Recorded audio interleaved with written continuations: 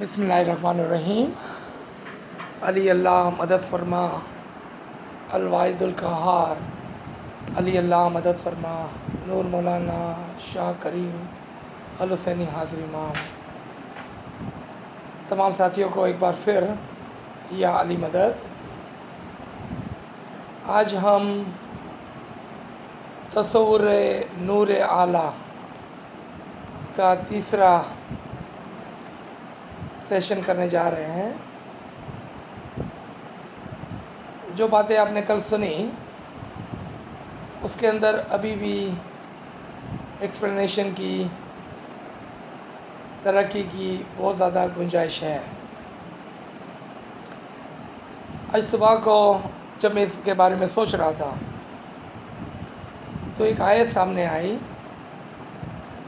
کہ جس کے لیے نور نہیں اس کے لیے نور نہیں۔ مجھے بہت تعجب ہو گیا کہ کیا مطلب کہ جس کے لیے نور نہیں اس کے لیے نور نہیں۔ پھر کچھ سوچنے پر مولا کی مہربانی سے یہ بات سمجھ میں آئی کہ جس کے پاس نور ایمان نہیں اس کے لیے نور بھی نہیں۔ جس کے پاس ایمان کا نور نہیں اس کے لیے نور نہیں۔ جس کے پاس علم کا نور نہیں اس کے پاس نور نہیں۔ پتہ چلا کہ نور بہت سارے قسموں کے نور ہوتے ہیں۔ یعنی کہ اگر آپ کے پاس نور علم نہیں تو آپ کے پاس وہ روشنی نہیں ہے، یعنی کہ علم کی روشنی نہیں ہے کہ جس کے اوپر چلتے چلتے آپ امام کے نور تک پہنچے۔ تو اب یہاں پر کیا بات ہو گئی کہ جس کے پاس حقیقی علم نہیں، حقیقی علم کی روشنی نہیں، وہ امام کے نور تک نہیں پہنچ سکتا۔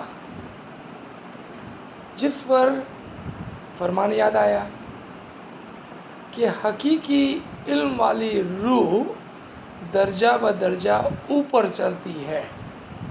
علم والی روح یعنی کہ جس کے پاس علم نہیں ہے اس کی روح درجہ بدرجہ اوپر نہیں چڑھتی ہے۔ یعنی کہ علم، حقیقی علم آپ کے درجات کو بڑھانے کے لیے انتہائی ضروری ہو گیا۔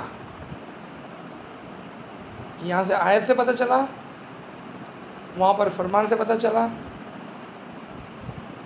اور گنان کیا ہے؟ علم ہے۔ گنان پیور علم ہے۔ اگر آپ کے پاس گنان کا پیور علم ہے، یعنی کہ آپ نے گنان کو سمجھ لیا، تو پھر وہ آپ کو درجہ بدرجہ امام کے نور تک پہنچاتا ہے۔ فرمان کیا ہے؟ فرمان امام کا پیور علم ہے، ہدایت ہے۔ جب آپ امام کے اس نور کو، جس کو ہم فرمان کہتے ہیں، امام کے اس نور کو جس کو ہم ہدایت کہتے ہیں، جب آپ اس کو لیتے ہیں تو وہ نور آپ کے لیے راستے کی روشنی بنتا ہے، اور اس روشنی میں آپ چلتے چلتے چلتے ایک دن امام کے نور تک پہنچ جاتے ہیں۔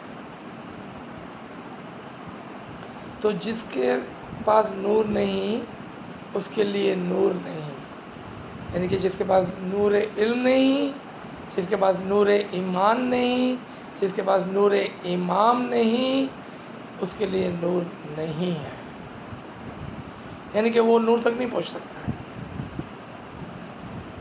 جب یہ بات سمجھ میں آئی تو اس کے ساتھ ایک اور بات سمجھ میں آئی کہ کبھی کبھار ہم خود ہی اپنے ہاتھوں سے اس نور کو بجھا دیتے ہیں. امام کے نور کو نہیں، نور ایمان کو، یعنی کہ اپنے ایمان کے اندر کمی کرتے ہیں. نور علم کو، اپنے علم کے اندر کمی کرتے ہیں. اب علم کے اندر کمی کیسا کر سکتے ہیں ہم اپنے؟ جو مل گیا تو مل گیا، ہم اس پر پریکٹس نہیں کرتے ہیں. یعنی کہ جو علم ملتا ہے اس کا کیا کرنا ہوتا ہے؟ اس کے پر عمل کرنا ہوتا ہے. اگر کوئی شخص آپ کو تمام کے تمام راستے بتا دیں، لیکن کبھی آپ اپنے گھر کے اندر سے اٹھ کر اس راستے پر نہیں چلتے ہیں، تو آپ علم لینے کے باوجود بھی کچھ فائدہ نہیں ہوتا. نور فرمان یا نور ہدایت، امام آپ کو فرمان کر دیتے ہیں، آپ کو ہدایت دے دیتے ہیں، لیکن اگر آپ اس ہدایت پر عمل کرتے ہوئے سیدھے راستے پر نہیں چلتے ہیں تو آپ اس کے نور تک نہیں پہنچتے ہیں. پھر جب آپ کے اندر یہ نور آ گیا تو سب سے پہلے کون سا نور آیا؟ آپ کے کانوں سے نور علم آیا جو آپ کے دل میں اتر گیا. تو اب ہو گیا نور ایکول ٹو حقیقی علم. آپ کو یاد ہوگا کہ کل ہم نے بات کی کہ نور کی تجلیات ہوتی ہے، نور کے درجات ہوتے ہیں، نور کی قسمیں ہوتی ہے. وہ نور جو آپ کے کان سے آئے گا وہ نور نہیں ہے جو آپ اپنی آنکھوں سے دیکھتے ہیں، اور وہ نور نہیں ہے جو آپ اپنی زبان سے بولتے ہیں. یعنی کہ نور کی بہت ساری قسمیں ہوتی ہیں، اس کی تجلیات ہوتی ہے، اس کی مینیفیسٹیشن ہوتے ہیں، اس کے ڈفرنٹ فنکشنز ہوتے ہیں، اس کے علیحدہ علیحدہ کام ہوتے ہیں. جس کام کے لیے اس کو یوز کرنا ہوتا ہے اس کی شکل اختیار کر لیتا ہے وہ نور. کہیں پر وہ نور آواز کی صورت میں ہوتا ہے، یعنی کہ نور لسانی ہوتا ہے، زبان کے اوپر بیٹھا ہوا نور. کبھی وہ نور سمعی ہوتا ہے، سننے والا نور. کبھی وہ نور بصری ہوتا ہے، دیکھنے والا نور. کبھی وہ نور قلبی ہوتا ہے، دل میں رہنے والا نور. دیکھا آپ نے؟ یہ نور جس مقام پر جیسی ضرورت ہوتی ہے اس کی شکل اختیار کرتا ہے وہ. اور نور کی مثال پانی کی مثال ہے. پانی اگر گلاس میں ہو تو گلاس کی شکل اختیار کرتا ہے، دیگچے میں ہو، برتن میں ہو، ڈش کے اندر ہو، اس کی شکل اختیار کرتا ہے. کنویں میں ہو تو کنویں کی شکل، دریا میں ہو تو دریا کی شکل، سمندر میں ہو تو سمندر کی شکل. اور اگر بارش کے اندر ہو تو ڈراپس کی شکل میں ہوتا ہے وہ. اگر اس کو فریز کر دے تو آئس کی شکل میں ہوتا ہے وہ. اس کو گرم کر دے تو بھاپ کی شکل میں ہوتا ہے وہ. وہی پانی. تو اب کیا ہو گیا؟ پانی ایکول ٹو علم، علم ایکول ٹو نور. یعنی کہ یہ ایک دوسرے کی مثالیں ہو گئی. تو جب ہم کہیں نور تو اگر ہم آنکھ کی بات کر رہے ہیں تو دیکھنے والا نور ہوگا، کان کی بات کر رہے ہیں تو سننے والا نور ہوگا، زبان کی بات کریں گے تو وہ سننے والا نور ہوگا، دل کی بات کریں گے تو وہ دل کے اندر بسنے والا نور ہوگا. جس طرح سے پانی کی مثال تھی، جس طرح سے سمندر کی مثال تھی، جس طرح سے بارش کی مثال تھی. اب سب سے پہلے جو نور ہمارے اندر جس قسم کی ہماری ضرورت ہوتی ہے اس حساب سے نور کا فنکشن ہوتا ہے. جس طرح سے اگر ہمیں پانی پینا ہے تو ہم ٹھنڈا کر کے پیتے ہیں، اگر نہانا ہے تو گرم کر کے اس کو پیتے ہیں، یوز کرتے ہیں. اگر پکانا ہے تو اس کو بوئل کر کے پکاتے ہیں، اگر اس کو گاڑی کے اندر ڈالنا ہے تو اس کو فریانٹ بنا کر یوز کرتے ہیں۔ تو آپ نے دیکھا کہ پانی کی مثال علم کی مثال ہے، اور علم کی مثال نور کی مثال ہے۔ اگر ہم ایسا سمجھیں گے کہ نور صرف دیکھنے کے لیے ہوتا ہے تو ہم اپنے آپ کو لمٹ کر دیں گے، ایک چیز کے اوپر فوکس کریں گے ہم، اور انتظار کریں گے کہ وہ نور کب نظر آئے ہمیں، جبکہ نور اسی وقت علم کی صورت میں آپ کے کان کے ذریعے سے آپ کے دل میں اتر رہا ہے۔ لیکن نہیں سمجھیں گے تو کیا ہوگا؟ ہمارا نقصان ہو جائے گا۔ مولا نے ایک بہت اچھی مثال دی ہے کہ جو لوگ گدھے جیسے ہوتا ہے، اس کی نظر جو ہے نا مٹی پر اور نیچے ہوتی ہے، اور اگر اس کے سامنے علم کے ڈھیر بھی لگا دیے جائیں ہیرے موتی کے، تو وہ اس کو نہیں پہچانتے ہیں۔ تو آپ سوچیں، ایک پتھر پڑا ہوا ہے، ایک ہیرا پڑا ہوا ہے، جوہری جو ہوگا وہ اس کو چون لے گا، کیونکہ اس کو پتا ہے کہ یہ پتھر نہیں ہے، یہ ہیرا ہے۔ اسی طرح سے نور کی مثال جو ہے وہ علیحدہ علیحدہ معنوں میں ہے، کہ جب آپ کو یہ پتہ چلے اور یقین آئے کہ نور جو ہے وہ کان سے بھی آ سکتا ہے، خالی آنکھوں سے نہیں، تو آپ کیا کریں گے؟ آپ اس کو غور سے سنیں گے، کیونکہ آپ جوہری ہے، ابھی آپ اس کو چن لیں گے، آپ اس کو لے لیں گے، اور اس ہیرے کی قدر جانیں گے، اور آپ اس علم کو لینے کے بعد کیا کریں گے؟ اگر آپ اس کو اندر رکھ لیتے تو کوئی قیمت نہیں ہے۔ اب ایک ہیرو کو لیں، چاہے وہ کروڑ روپے کا ہو، کہ لاکھ روپے کا ہو، کہ 1000 روپے کا ہو، کہ 100 روپے کا ہو، آپ اس کو یہاں پر لا کے اس کے اندر رکھ دیں، اس کی کوئی ویلیو نہیں ہے، وہ یہاں پڑا ہوگا بس۔ اگر آپ اس کو جوہری کے پاس لے جائیں گے تو وہ آپ کو کروڑ روپے دے گا۔ علم، حقیقی علم، امام کا علم لینے کا مقصد یہ نہیں ہے کہ آپ اس کو لے کر گھر میں کہیں سجا دیں، اس کو سیکھ کر سمجھ کر عمل میں لانا ہوتا ہے، کیونکہ عمل کے بغیر وہ علم کچھ کام کا نہیں ہے۔ اس کی مثال دیکھیں، آپ کے گھر میں بجلی ہے، لیکن اگر آپ سوئچ آن نہیں کرتے ہیں تو آپ کو لائٹ نہیں ملتی ہے، تو آپ خوش ہو کے کہتے ہیں کہ میرے گھر میں تو 24 آور الیکٹرک ہے، لیکن گھر میں ہمیشہ اندھیرا ہے۔ کیوں؟ آپ نے سوئچ آن نہیں کیا۔ تو کیا فائدہ؟ اگر آپ کہیں کہ میں نے اتنا علم لیا لیکن میرے دل کے اندر اندھیرا ہے، تو کیا فائدہ؟ مولا کا ایک فرمان ہے سلطان محمد شاہ کا کہ جارے تمہیں سوئچ آن کر سو تو ہم نے جو سو، لیکن سوئچ آن کس کو کرنا ہے؟ جارے تمہیں سوئچ آن کر سو تو ہم نے جو سو، ورنہ نہیں۔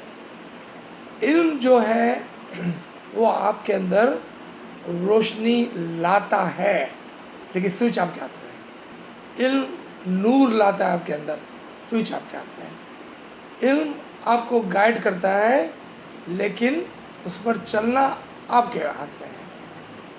تو ہم دوبارہ سے صرف ایک شارٹ میں دوبارہ کہیں کہ ہم نے بات کی کہ علم الگ الگ تجلیات میں ہوتا ہے، اس کے فنکشنز علیحدہ علیحدہ ہے۔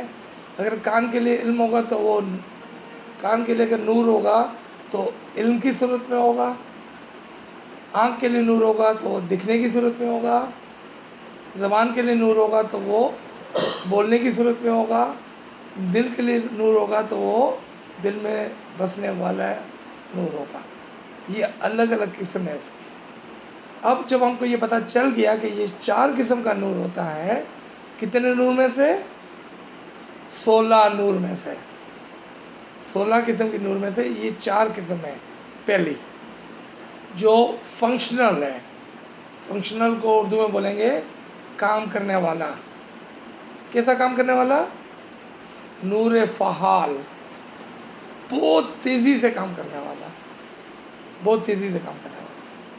جب ہم اس بات کو سمجھ گئے تو عقل مند شخص کیا کرے گا؟ اس سے فائدہ اٹھائے گا، اس علم سے اپنی ایک دم سے روحانی ترقی کرے گا اور ایک دم سے عقلانی ترقی کرے گا۔ کیوں؟ کہ جسم، روح اور عقل ساتھ میں چلتے ہیں جب تک ہم اس دنیا میں ہیں۔ اس سے آپ کو جسمانی طور پر بھی بہت فائدے ہوتے ہیں، بہت زیادہ فائدے ہوتے ہیں، روحانی طور پہ بھی بہت زیادہ فائدے ہوتے ہیں اور عقلانی طور پہ بھی بہت زیادہ فائدے ہوتے ہیں ایک ساتھ۔ عقل مند آدمی ہوگا وہ اپنی صحت کا بھی خیال کرے گا، عقل مند ہوگا وہ اپنی صفائی کا بھی خیال کرے گا، اپنے قریب قریب کی جو چیزیں اس کا بھی خیال کرے گا۔ یہ سارے علم سے آتا ہے۔ تو آپ نے دیکھا فزیکل سے بھی اس کا فائدہ ہوتا ہے، وہ کھانا اچھا کھائیں گا، کم کھائیں گا، سوئیں گا کم، عبادت زیادہ کریں گا، یعنی کہ فزیکل جو ہماری چیزیں کرنی ہے وہ بھی علم سے آپ کو پتہ چلیں گی۔ پھر کم کھانے سے، کم سونے سے، کم بولنے سے روحانی فائدہ ہوتا ہے، تو اس کا اثر آپ کے روح پہ پڑا۔ جب آپ کے روح پرواز کرنے لگتی ہے تو اس کا ڈائریکٹ اثر آپ کی عقل کے اوپر ہوتا ہے۔ اب آپ کی عقل جو چیزیں سوچیں گی اور دیکھیں گی وہ بہت بلندی کی ہوگی۔ امام سلطان شاہ کا ایک فرمان لے آپ کہ جب آپ بیٹھے ہوں تو آپ سوچیں کہ آپ کون ہیں، کہاں سے آئے ہیں، آپ کو کس نے بھیجا ہے۔ یہ ساری چیزوں کا تعلق نہ تو عبادت سے ہے، نہ ہی علم یعنی کہ فزیکل سے ہے، لیکن سوچ سے ہے۔ لیکن اگر آپ کا علم نہیں ہوگا اور آپ کی عبادت نہیں ہوگی تو آپ یہ چیزیں کیسے سوچیں گے؟ کیسے ہم کو پتہ چلے کہ ہم کہاں سے آئے ہیں، ہم کون ہیں؟ پھر مولا کیا فرماتے ہیں کہ عقل مند ہو گئے وہ ہو سکتا ہے کہ باپ دادا 2-4 پیڑھی پیچھے جائیں گے، اور عقل مند ہوگا تو وہ آدم تک پہنچے گا۔ پھر پتہ ہے مولا کیا فرماتے ہیں؟ اس کے بعد کیا، یعنی کہ آدم سے پہلے کیا، اس کا بھی سوچیں آپ۔ آدم سے پہلے کیا، اس کا بھی سوچیں۔ اس کا مطلب کیا ہوا کہ ایک مومن شخص علم کے ذریعے سے، عبادت کے ذریعے سے، یعنی کہ دونوں چیزیں ساتھ ساتھ میں، وہ ادھر بیٹھے ہوئے 2016 کے اندر بیٹھے ہوئے 6,500-7 ہزار قبل کا جو آدم آیا تھا اس کے بارے میں وہ جان سکتا ہے، اس کو دیکھ سکتا ہے، اس کو سمجھ سکتا ہے کہ وہ آدم کو خدا نے کس طرح سے بھیجا تھا اور اس زمانے کا خدا کون تھا۔ آپ فوراً سے چونک جائیں کہ کیا میں یہ کہہ رہا ہوں کہ اس زمانے کا خدا الگ اور اس زمانے کا خدا الگ ہے؟ تو کوڈ ورڈ کیا ہوا؟ اس زمانے کا امام کون تھا؟ کہ جب ہم کہتے ہیں خداوند تو ہم امام کی بات کر رہے ہوتے ہیں۔ تو اس زمانے کا خدا کون تھا؟ کہا کہ بھئی خدا نے آدم کو بنایا، تو ہم کو دیکھنا ہوگا کہ اس زمانے کا خدا کون تھا، یعنی کہ اس زمانے کا آدم کون تھا، اس زمانے کا امام کون تھا۔ یعنی کہ آدم سرندیپی جو ہمارے اس دائرے کے اندر اس دور کا جو آدم ہے، جو 6,500-7 ہزار سال قبل سری لنکا میں پیدا ہوا تھا، اس کا خدا کون تھا؟ اس کا خدا امام حنید تھے۔ امام حنید نے یہ فرمان کیا تھا کہ تم ایک مٹی لاؤ، یعنی کہ ایک مومن کو لاؤ۔ ریممبر کہ کوڈ ورڈ میں خدا بات کرتا ہے، کوڈ ورڈ میں خدا کوڈ ورڈ کس کا ہے؟ امام کے لیے۔ مٹی کوڈ ورڈ کس کے لیے ہے؟ ایک مومن کے لیے۔ اب میں ایک سیکنڈ کے لیے آپ کو یہ سمجھاؤں کہ ایک مومن اور مستجیب میں کیا فرق ہے۔ یعنی کہ امام نے فرمایا کہ آپ مٹی لائیں، یعنی کہ آپ سیدھے سادے ایک مومن کو لے آئیں جو مٹی کی طرح ہو۔ مٹی میں پتہ ہے کیا خوبی ہوتی ہے؟ وہ فوراً سے پانی کو جذب کر لیتی ہے اپنے اندر۔ پتھر میں یہ خوبی نہیں ہے، مٹی میں یہ خوبی ہے۔ یعنی کہ جو مومن شخص ہوگا نا وہ مٹی کی طرح ہوگا، وہ اپنے آپ کو عاجز رکھے گا، وہ کہیں گا کہ میں غریب فقیر مٹی کے برابر ہوں، تاکہ امام کا علم کا پانی اس کے اندر آئے۔ اگر کہتا ہے کہ نہیں میں بہت مضبوط ہوں، پتھر کی طرح، پہاڑ کی طرح، تو اس کے اوپر امام کے علم کا کوئی اثر نہیں ہوتا ہے۔ تو امام حنین نے حکم فرمایا اس زمانے کے کہ آپ مٹی یعنی کہ مومن کو لے آئے جو سیدھا سادہ مومن ہو، اور اس کو میں علم دوں گا. کیا؟ پانی سے اس کو گوندوں گا، اس کو بناؤں گا، اس کو مولڈ کروں گا، اس کو فیشنڈ کروں گا. اور فرشتوں کو حکم دیا کہ جب میں اس مومن کو، اس مٹی کو علم کے ذریعے سے، کس کے ذریعے سے؟ علم کے ذریعے سے، کیونکہ مٹی کے اندر پانی ڈال کے اس کو گوندنا تھا نا. دیکھا، یہ سارے کوڈ ورڈ تھے. امام نے ہماری توجہ دلوائی کہ آج بھی وہ خدا آپ کے سامنے امام کی صورت میں موجود ہے اور یہ حکم فرماتا ہے. تو جب انہوں نے ایک مومن کو اپنے پاس بلایا تو اس کو علم کے پانی سے گوندا، مٹی کو، اور پھر اس کے اندر اپنی روح پھونک دی.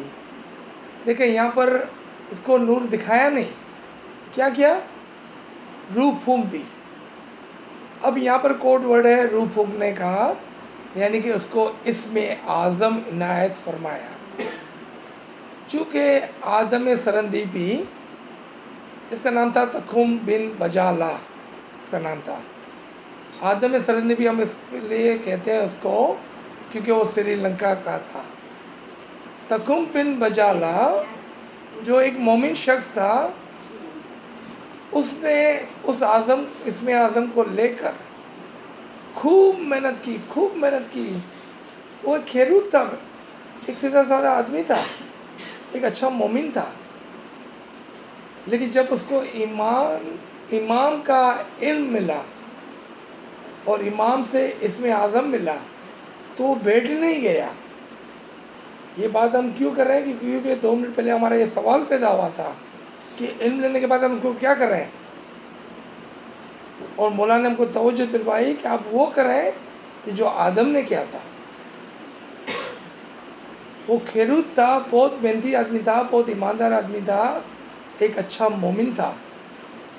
اس نے علم کو لیا، اسم اعظم کو لیا امام کی طرف سے، اور اس کے اوپر خوب محنت کی، اور 40 دن کے اندر ہی اس نے اپنے اسم اعظم کو مکمل کر لیا.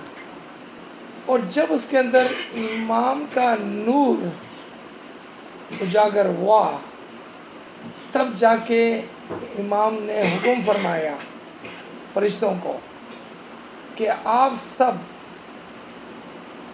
اس کی اطاعت کریں. جو ہم اکثر سنتے ہیں کہ فرشتوں کو کہا کہ سجدہ کرتے ہوئے گر پڑیں، تو یہ وہ سجدہ نہیں تھا کہ جس کو ہم سمجھتے ہیں. سجدے کا مطلب ہوتا ہے اطاعت کرنا، اس کو فالو کرنا، اس کو سمجھنا.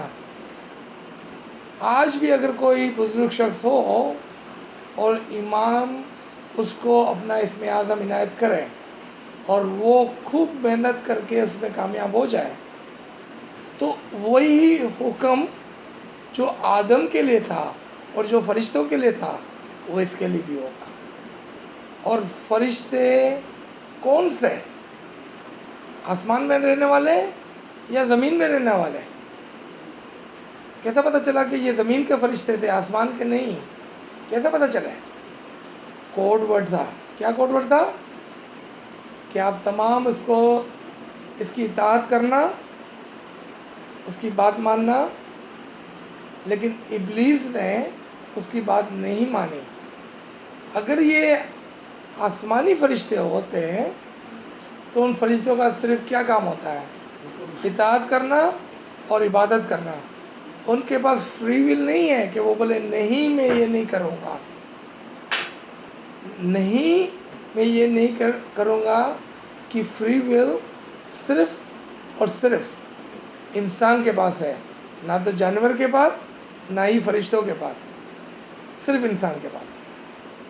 اس سے پتہ چلا کہ یہ فرشتے انسانی تھے، انسی تھے، یعنی کہ آدمی تھے ہماری طرح.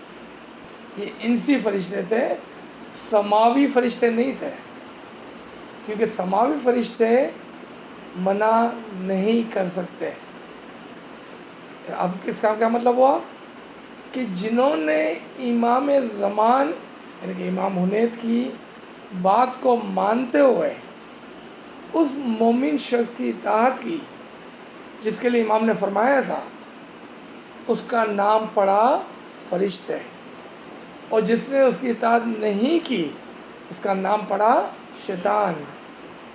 یہاں پر جو بات ہمیں سمجھنی تھی وہ یہ تھی کہ آدم کو پہلا نور کان سے ملا تھا، علم کی صورت میں، کان سے ملا تھا اسم اعظم کی صورت میں، اور وہی اعلیٰ امام کا علم آج آپ کو علم کی صورت میں مل رہا ہے، اور امام کا اسم اعظم آپ کو کان سے ملا ہوا ہے.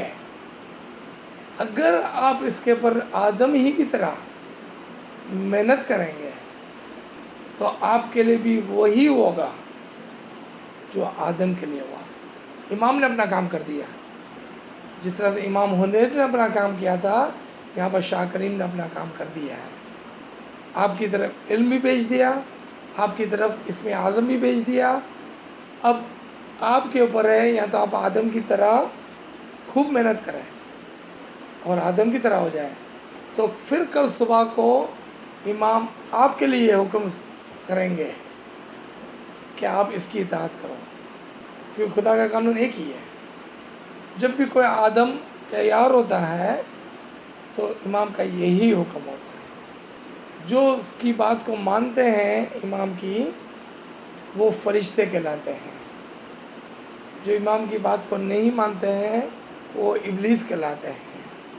اب واپس ہم آ جاتے ہیں اپنے نور کے سبجیکٹ پر، کیونکہ یہاں پر ہم کو سمجھانا تھا یہاں پر نور علم کی صورت میں تھا، یعنی کہ نور علم تھا جو کان سے آنا تھا، نور سمعی تھا جو کان سے آنا تھا، نور بصری نہیں تھا یعنی کہ آنکھوں سے نہیں نظر آنے والا تھا، وہ سننے والا نور تھا.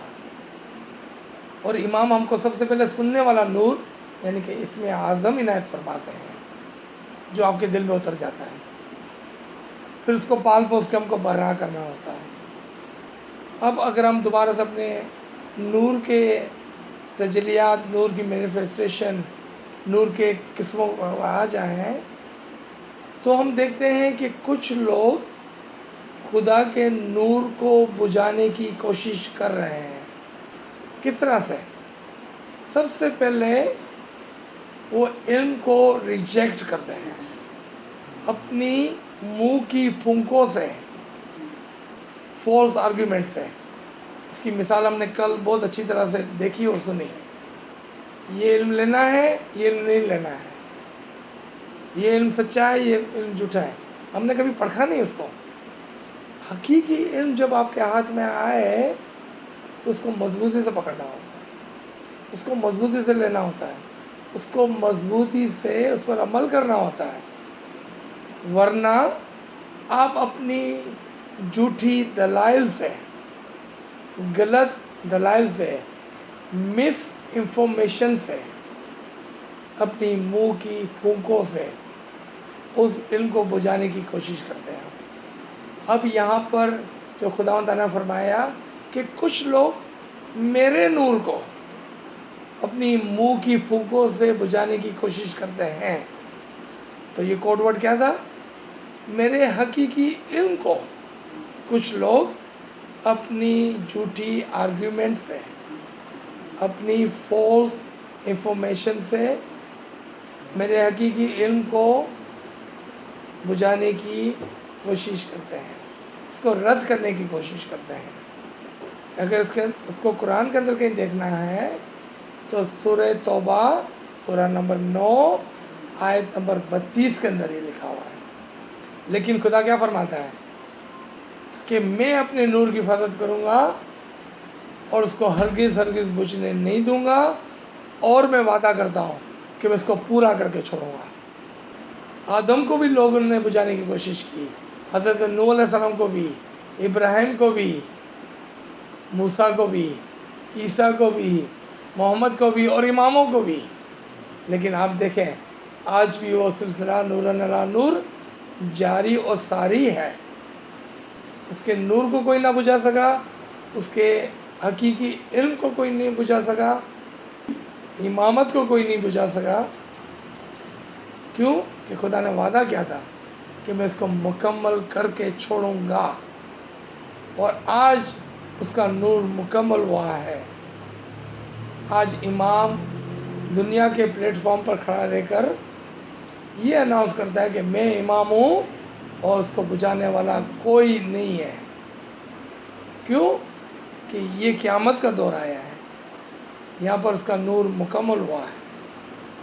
اگر اس کا نور مکمل ہوا ہے تو اس نے اور کیا کیا ہوگا؟ اس نے دوبارہ سے ایک آدم کو کھڑا کیا ہوگا، یعنی کہ ایک مومن کو اٹھایا ہوگا، اس کو علم دیا ہوگا، اس کے اندر اپنا اسم اعظم پھونکا ہوگا. کیوں؟ کہ امام کی عادت یعنی کہ خدا کی عادت کبھی نہیں بدلتی. یہی قانون ہے. تو آج ہم نے نور، تصور نور اعلیٰ کا تیسرا حصہ سمجھا اور ڈیٹیل میں ہم نے سمجھا. تو یہاں پر ہم اس کو 1 سیکنڈ کے لیے روک کر انشاءاللہ اس کے چوتھے حصے پر آئیں گے.